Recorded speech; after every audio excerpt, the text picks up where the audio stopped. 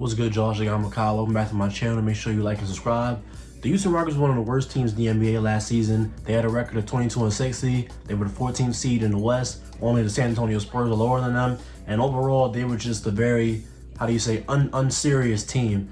And the moves that they made this offseason are obviously geared towards making the team more serious. They got a lot of talent. They got some more, veterans. And they really just seem to want to revamp the culture and just maybe make Houston a respectable basketball team once again. And they have the talent to do it, I think. Not saying that this season they're going to be some great powerhouse, but they're making a lot of moves that, is going to lead them in the right direction, both present term and in the long term. So, we're going to talk about it.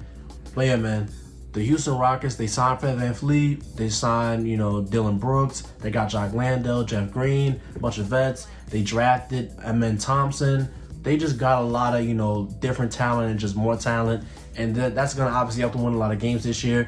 But it's also good for the development of the young guys on the team. It's good to be learning from, veterans, guys who've, been through ups and downs in this league, been through everything, that you can be through in this league, like Fred VanVleet. Obviously, the Fred VanVleet contract, maybe they give him a little too much on that deal, but Fred is not just some, walking, he's not just some whack guy. He's not some bad basketball player. He did shoot 39% from the field, but he still was generating a lot of great offense for the Toronto Raptors last year. I should know, I'm a writer for the Raptors, but he generated a lot of offense for them. He was great in pick and roll with, Jakob Poeltl. He was, his shot, I think, he had like a pretty low shooting three-point season, but I think that, that was just a fluke season. I think he's a much better shooter than the numbers showed last season, and he's a pretty good ball handler to where he's going to get guys, some good looks, especially out of the pick and roll. So I think having him on the team to be able to, generate offense, and he's a pretty solid scorer. He was getting to the rim,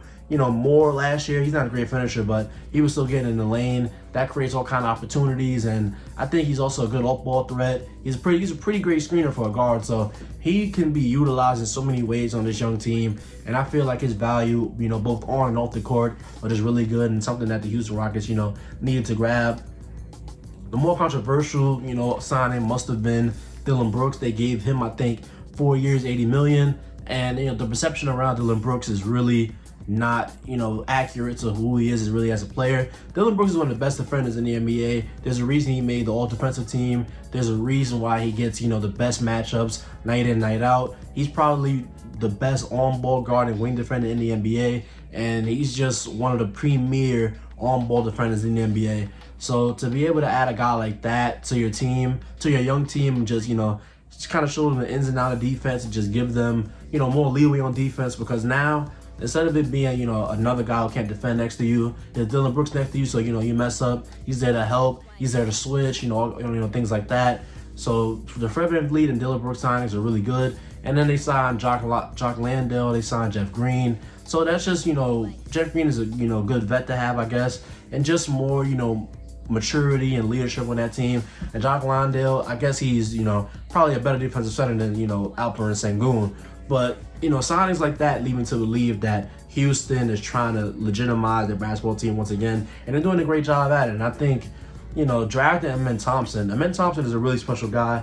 I really love the way, just his athleticism, his passing, his finishing. He's just a really, really, really just special athlete. And the way that he can just sprint up and down the court, kind of just seem like he's, levitating, floating in the air. He's just a really special player, and I can't wait to watch him play. It's sad that he's probably not going to start. The starting line is probably going to be, Fred VanVleet, Jalen Green, Dillon Brooks, and, Jabari Smith, and then probably Jock Landale. But for him to be able to, even be next to all this talent like Jalen Green and Fred VanVleet is going to really, unlock a lot of his passing. And then in the bench minutes that he's going to get, probably, sadly, he's probably going to, show out, just be great in transition, be great in the half court sometimes, but he's not really much of a shooter, but he's still going to be able to get to the rim and just show off the crazy passing that he has. I just love watching that kid. He's just a really, really great player.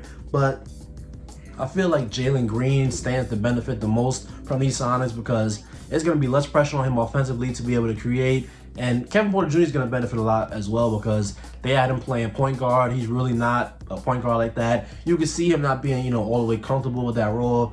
So I think, Kevin Porter Jr. being probably going to come off the bench as well. But him being able to just focus on the scoring and not have to put so much pressure on him to play make and create offense for others, I think that's going to be a really, huge thing for his development. And I think Kevin Porter Jr. has the, scoring tools. He's really shifty. He has a great, ball handling. He's really great at just creating shots. But now I feel like he's going to be even better this year because he can focus more on his own offense rather than trying to, get shots for the whole team. And Jalen Green to be able to have, more spacing, to be able to have, a defender like Dillon Brooks next to him, I feel like it's just going to be, go a lot better for him. He's going to have, Fred VanVleet to kind of take some of the pressure off, similar to Kevin Porter Jr. I just feel like the presence of just more talent is going to take pressure off of these young guys and give them more of a, easy path to development and not, force them to be able to be the main focal points of the offense when maybe they're not ready for such a role. So I think Houston is just doing a really great job and just taking pressure off of their young guys and also giving them a chance to actually be in a winning, competitive type environment. Because we've seen the stuff that Houston's been through the last couple of years. There's a reason they're picking, top 3 every year. But I just think that, being able to sign these guys, to be able to have the cap space and actually be able to use it on great talent, it's just really huge for them.